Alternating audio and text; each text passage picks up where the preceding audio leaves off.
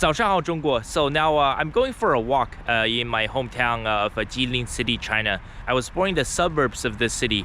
As you guys can see, so behind me, so that is the Songhua River. Quite gorgeous along the Songhua River. That is the main artery that cuts through the city.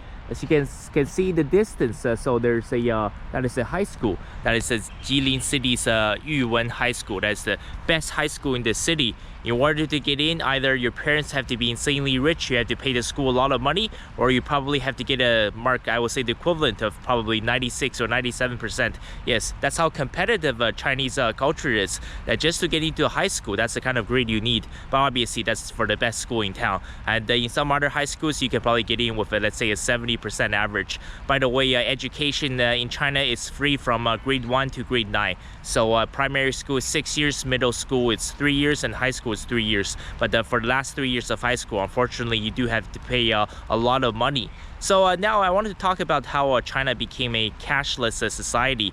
I'm sorry, by the way, if you can't hear my voice quite clearly, it is actually raining quite heavily. It's not the best day for filming, but we're not going to let that dampen our spirits. Obviously, you guys know what happened back in 2020, 2021, and especially for China, it stretched into 2023, the COVID pandemic and the insane lockdowns. And if you guys haven't noticed, most Chinese people are just naturally germaphobes. So they're very, very careful about this kind of stuff. And obviously what carries a lot of germs, right? The paper currency, right? The Chinese currency as of now is still made of paper, and they can carry a lot of bacteria. It's very, very dirty. So a lot of people were freaking out in the middle of the COVID pandemic. They were saying that, what are we going to do? I want to go out there, I want to buy some stuff, but I don't want to carry any cash with me. Well, this thing has been around for many, many years already. So in China, they have something called WeChat. Every single Chinese citizen, yes, all 1.4 billion people in China all use WeChat. And then there's a feature on WeChat. It's called the WeChat Pay. I'll show you guys how to do it. So this is how crazy this WeChat Pay, this barcode thing has gotten. Basically, every single corner of China. It doesn't matter where you want to go. You want to go to a Chinese grocery store, you want to go to Walmart, you want to get some jacket, you want to buy some pants, you want to go to the butcher's, get some pork, to get some lamb, you want to buy some yogurt, you want to just go to the corner shop, and you want to buy some, let's say, Coke or Pepsi, or if you want to go to a Chinese street vendor, if you want to get some local Chinese street food. So every single Chinese vendor has their own unique barcode. All you have to do is scan the barcode. By the way, also while you're in China, you should also carry 2 phones. You should have your phone wherever you're coming from, whether you're coming from Canada, the United States, or Europe. You should have your phone, and that should be kept in one pocket. And you should also have another phone. So this is my Chinese burner phone. Remember, always carry 2 phones. Why do I say that? Because sometimes you can get some kind of a roaming plan. Let's say they'll tell you that, if you're coming from the US, if you're coming to China to visit for a month, they said, don't worry, everything's gonna work. You can still call back to the US, and you can have Wi-Fi connections, all of this kind of stuff. But trust me, the signal is terrible. It's 50-50 at best. A lot of times you're not going to have connection. And if you want to use WeChat Pay while you're in China, because yeah, it is very, very quickly becoming a cashless society. There are many places that don't even take cash anymore. You need to go to China and set up a burner phone, get a Chinese SIM card, and create a WeChat account, deposit some money, and use this thing. It's very, very simple. I'll show you guys. So I have obviously this is my phone from Canada, so I'm gonna open up WeChat. When you open up this app here, this WeChat app, as you guys can see, I'm going to open up WeChat. It's this looks like WhatsApp, but it's very different. It's a Chinese app. There's an icon. It's a little green icon.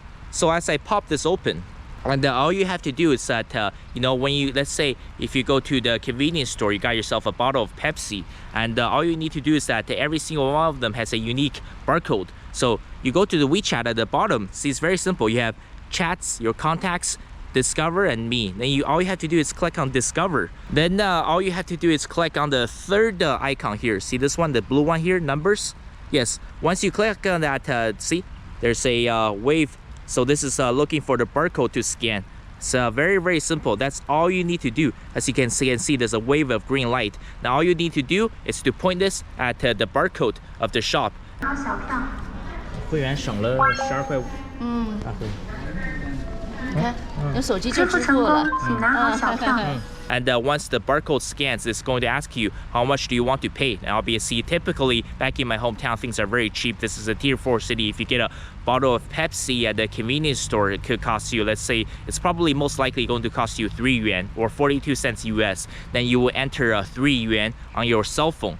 Once you enter 3 yuan, it's going to ask you for your WeChat Pay's password. Then you just enter, typically it's a 6-digit password. Let's say it's 123456. And once you hit confirm, it's going to transfer 3 yuan from your WeChat wallet to the store owner's WeChat account. He or she, the store owner, they're going to see that transaction has been completed, and you can walk out with your bottle of Pepsi.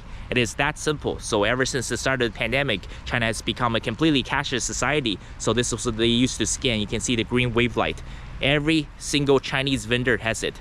And so yeah, basically now if you want to go back to China and travel for a month, you don't have to carry cash at all. It is it's that simple. Obviously, it's a double-edged sword, right? But I think, you know, you got to try to look at life on the bright side, right? Times have changed. Technologies have changed our lives forever. At least this way, you don't have to worry about the pickpocketing. Nobody's going to try to, you know, try to go through your wallet and try to grab some cash from you, because now you can travel anywhere to any province, any territory in China without carrying a single dollar of cash. Or if you're traveling China, obviously, it's the Chinese yuan. So yeah, so the number of thieves over the past 4 years, the number of pickpockets has gone down, I would say probably 95-96%, because I would say 70 to 80% of the population, when they go outside, they don't carry any cash at all. They just use their WeChat and they scan the barcode. It is that simple. So whether you like it or not, but this is the new reality. Just remember that. I think China could become possibly the first country in the world to go 100% cashless. So yeah, that's something interesting for you guys to know.